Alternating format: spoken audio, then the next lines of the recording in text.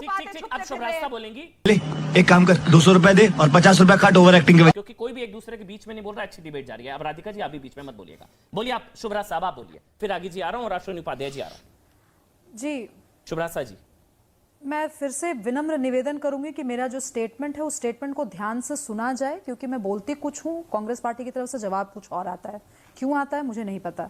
मैंने ये कभी नहीं कहा कि कांग्रेस ने पीएफआई बैन नहीं किया। मैंने कहा बहुत बहुत धन्यवाद कि कांग्रेस ने पीएफआई बैन किया, लेकिन यही कांग्रेस पार्टी के प्रवक्ता आज 22 साल के बाद कह रहे हैं, सॉरी 12 साल के बाद कह रहे हैं कि पीएफआई से ही सिमी बैन हुई, सॉरी सिमी हमने बैन किया और सिमी बैन करने के बाद सिमी के ही लोगों ने पीएफआई बना ली। तो आपकी एजेंसियां झक मार रही थी उस समय, सरकार में आप बैठ के तफरी कर रहे थे, समोसे की पार्टी चला रहे थे, क्यों तब आप लोगों ने उन लोगों को अंदर नहीं किया?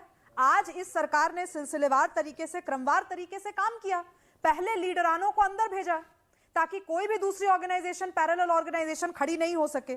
मैं बहुत छोटा सा, क्योंकि मुझे ना ये मुझे उन लोगों से, वीर सावरकर जिनको वीर की संज्ञा स्वयं इंदिरा गांधी जी ने दी, मुझे इन लोगों से वीर सावरकर, हेडगेवार और गोलवलकर चर्चा नहीं करनी। इनका इतिहास बोध है ही नहीं, तो इनसे कोई क्या बात कर सकता है। मैं 3-4 चीजें सरकार को कहना चाहती हूँ। जो चीजें कांग्रेस ने नहीं की, जैसे फॉरेन फंडिंग पे कर्ब नहीं हुआ था, आज के बाद कोई भी ऑर्गेनाइजेशन, कोई भी एनजीओ हो, उसकी फंडिंग कहां से आ रही है? अगर वो खाड़ी देशों से आ रही है तो सादा पैसा हवाला का आता है, उसको कैसे रेगुलेट किया जाएगा? ये बहुत बड़ा प्रश्न है।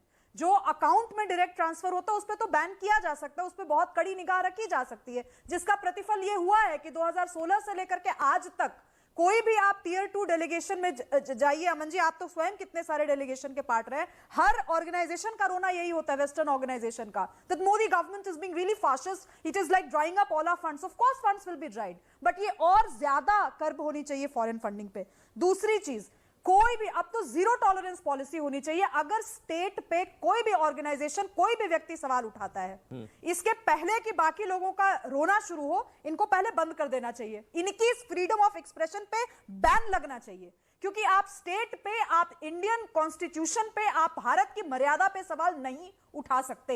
ये यूएस में भी अलाउड नहीं है। यूएस में भी, यूएस तो सबसे बड़ा लोकतंत्र माना जाता है, सबसे शक्तिशाली लोकतंत्र माना जाता है, वहां भी आप सरकार के खिलाफ जितना कहना है कहिए, आप देश के खिलाफ नहीं कह सकते। ये दूसरी चीज जरूर होनी चाहिए। तीसरी चीज, ठीक है, कंप्लीट कर लीजिए, आप कंप्लीट कर लीजिए, आप कंप्लीट तीसरी चीज, अश्विनी के पास तीसरी चीज जो, जी मुझे तीसरी चीज बहुत क्लियरली लगती है कि ये जो भी छोटी मोटी ऑर्गेनाइजेशंस सोशल इश्यूज के नाम पे खड़ी होती हैं और वो कहीं ना कहीं उनका लिंक इन कट्टर चरमपंथी ऑर्गेनाइजेशंस के साथ होता है, वो चाहे किसी भी पंथ की हो। मैं यहां पर आरएसएस और पीएफआई और ये की तुलना की बात नहीं कर रही हूं।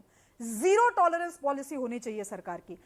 यूनिवर्सिटीज में अगर टॉक हो रहा है, उस टॉक को देने में कौन से जहरीले लोग आ रहे हैं, अगर उनके ऊपर आई एम श्योर रागी जी यहाँ बैठे हैं, दिल्ली यूनिवर्सिटी में ऐसी तमाम टॉक हुई, मैं तो नाम लेकर के कह सकती हूँ, गौतम नवलखा जैसे लोगों ने जो जहर भरा है, मैं खुद 2006 से 2011 तक कैंपस में थी, जो जहर भरा गया है हमारे दिमाग में, ऐसे लोगों को बैन करते हुए कैंपस से उठाकर ले जाना चाहिए, ताकि ये सनद रहे, ये ध्यान रहे कि आप देश के खिलाफ अगर कुछ भी बोलेंगे तो सरकार एक्शन लेगी, और उसको लेजिटिमाइज करने के लिए गवर्नमेंट ऑफिशियल्स को नहीं भेजा जाएगा गौतम नवलखा के साथ स्टेज शेयर करने के लिए। ये चीजें होना बहुत जरूरी है। और अगर राधिका जी को फिर भी सुनाई नहीं दिया तो मैं फिर से कह देती हूं, मैं कांग्रेस की तारीफ कर रही हूं कि सिमी को बैन किया, लेकिन आपने शायद जानबूझकर सिमी को बैन तो किया, लेकिन उनके सारे लीडरों को खुला छोड़ दिया ताकि आप अपनी रोटियां सेक सके। ये खत्म,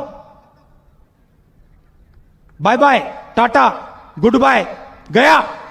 अगर आप ऐसे और वीडियो देखना चाहते हैं तो कृपया इस चैनल को अपना समर्थन दिखाएं।